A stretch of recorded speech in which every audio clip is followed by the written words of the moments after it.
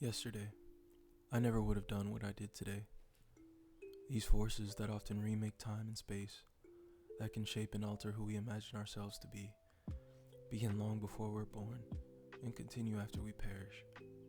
Our lives and our choices, like quantum trajectories, are understood moment to moment. At each point of intersection, each encounter suggests a new potential direction. Hello, Micah here. Welcome back to The Echo. Today we're locked in on Cloud Atlas. Before a couple years ago, I never even heard of the Cloud Atlas movie. I rented it from the library when I was younger, but never read it, and it's probably still sitting in my old room at my dad's house. I'm happy to say that this is the first time a movie has made me want to read the book it's adapted from after watching the movie. And a while ago, the most important person in my life asked me to watch it with her.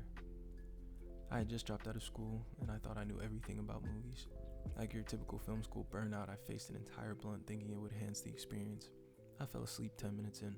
It's been one of the biggest regrets of my life for years. I haven't been able to watch it because of it, and keeping with the self-love theme of the last video we did on the drama, I'm making this as a way to forgive myself and process the regret of letting someone that important to you down. Cloud Atlas describes that feeling. Why words slink and slide off a tongue when we need them most.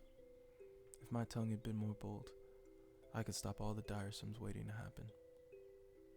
So I guess through this process, I'm learning how to build a bolder tongue. Pause. Anyways, today we're breaking down Cloud Atlas in 3 parts: the production itself, the temporality, and the echo.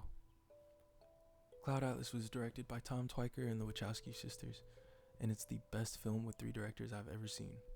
Also, the only film with 3 directors I've ever seen. These 3 were also responsible for adapting David Mitchell's original novel for the screen. It definitely translated, even though, again, I haven't read the book, so I can't tell you about how it was adapted in the specifics, but I still thought the screenplay was excellent, considering they had to balance so many characters and timelines. The film's cast is stacked too. Tom Hanks, Halle Berry, Hugh Grant, Jim Broadbent, Jim Sturgis, Bethune, Susan Sarandon, James Darcy, and Keith David, to name a few. It's like a big play. Each actor is tasked with playing multiple roles throughout timelines. This is accomplished by some of the best production design and makeup I've ever seen in film. In some areas, the actors are unrecognizable from their Hollywood selves, and the movie keeps you engaged by making every location feel real and lived in. From an old-timey ship to futuristic Neo Seoul in Korea, they do such a good job of distinguishing between eras. And the acting is amazing. My favorite Tom Hanks performance, hands down. It's one of the most British movies I've ever seen, but not in a bad way. My dad is a British TV nut, and he says he likes their dramas better than American ones because the actors are more likely to be trained in theater. I feel like that applies here too. It felt like a play or a stage production in the best way. Throughout the film, we span 6 different eras, and really the directors are making 6 different films with interconnected stories. A historical drama in 1850, a romantic drama in 1931, political thriller in 1975, a quirky comedy in 2012, a sci-fi epic in 2044, and a post-apocalyptic drama in the distant future. Each of these eras is influenced by a piece of art or an event from the previous one. The cast repeats each time, playing different roles, but no matter how much makeup they have on, you can still make out the recognition of a face you noticed before. The film balances this continuity through its themes. They stay consistent in each era, connected through love, friendship, jealousy, and power. The title of this video says that love is revolution, and it shows in the film. Each of the characters we follow is influenced by a great act of love, so much so it influences the next generation. Choosing to save a stranger, composing a beautiful piece, escaping a fascist regime, creating a new world. Each of these is a great demonstration of love in action. So Cloud Atlas is Echo. I believe that it's love and death create life, not just death in the traditional sense, but the idea of death. The death of a person, of an idea, of a regime, of a relationship. If there's enough love involved in the inception of these things, there's always room for them to be born again in a new shape. I'm sure you can tell by now I'm a pretty big Avatar: The Last Airbender fan, and I think I love this film so much because it really demonstrated the essence of Avatar. And some relationships are so strong, they can transcend lifetimes. When I was watching the film, I couldn't help but think of the fan theory that whenever the Avatar is reincarnated, they take the face of the person the last Avatar loved the most.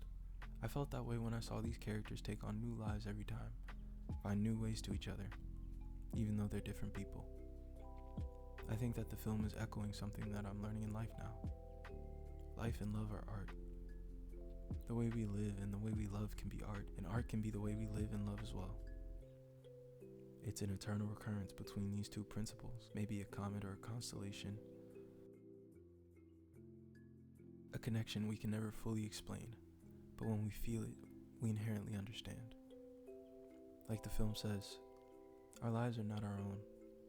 From womb to tomb we are bound to others, past and present, and by each crime and every kindness, we birth our future. Sometimes, all you need to feel this recurrence is to look in someone's eyes, the quiet moments with them, experiencing their favorite things for yourself, even when they're not with you. To be is to be perceived, and to know thyself is to be seen in the eyes of the other. The nature of our immortal lives is in the consequences of our words and deeds that go on apportioning themselves throughout all time. Last video, we talked about how insecurity can be an enemy of love. I think another enemy that gives birth to so much insecurity is imperialism. It's present in every era of Cloud Atlas, save the final one, which is likely why we end there. As if to say, in the distant future, there will be a time where we are able to find love outside of the regime. Imperialism can affect our perceptions of self, stopping us from seeing ourselves in the eyes of those around us, and instead, in the eyes of the expectations imperialism creates for us. For some, it means we're expected to serve and feed the system, denying our natural perceptions and convincing us that we're less, and if we choose to rebel, then we're condemned. For others, it means dealing with the privilege of being on the other side. Will you participate in denying others their natural perception as equal people to yourself, or hide in the privilege that also denies you your own real perception? It can break us down into believing what we're not. For me, that looked like believing I was destined to fail, or that I wasn't deserving of love because I'd never seen it shown properly. But those are just stories, like anything else. Imperialism just has the benefit of being able to tell more stories across the world.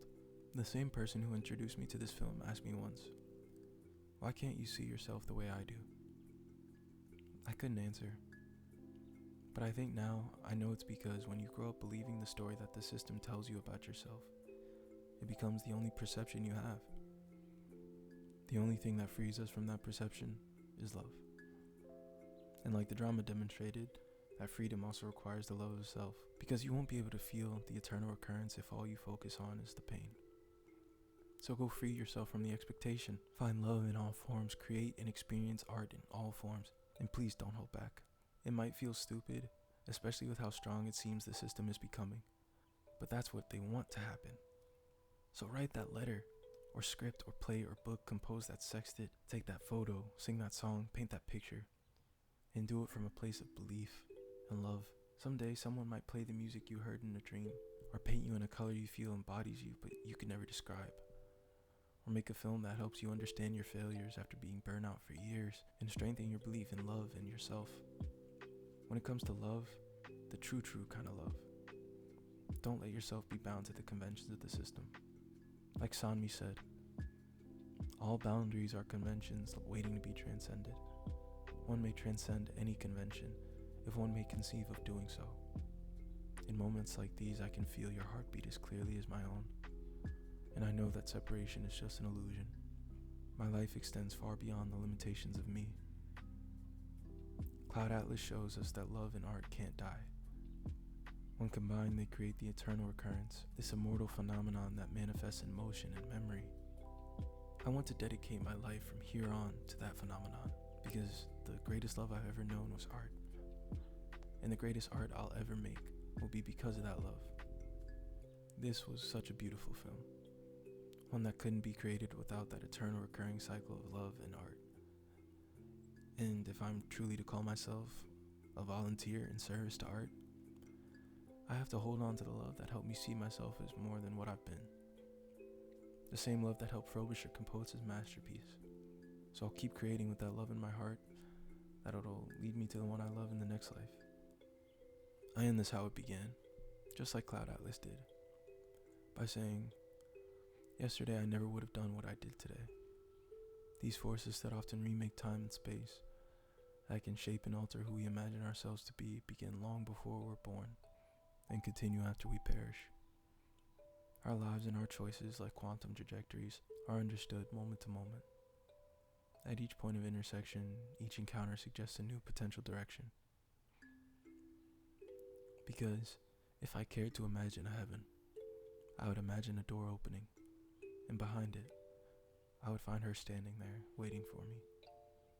The echo I leave with you is do the same for those you love, and who love you.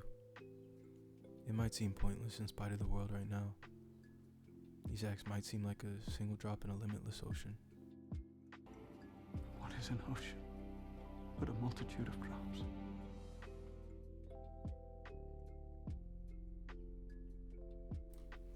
Thank you so much for watching this video once again.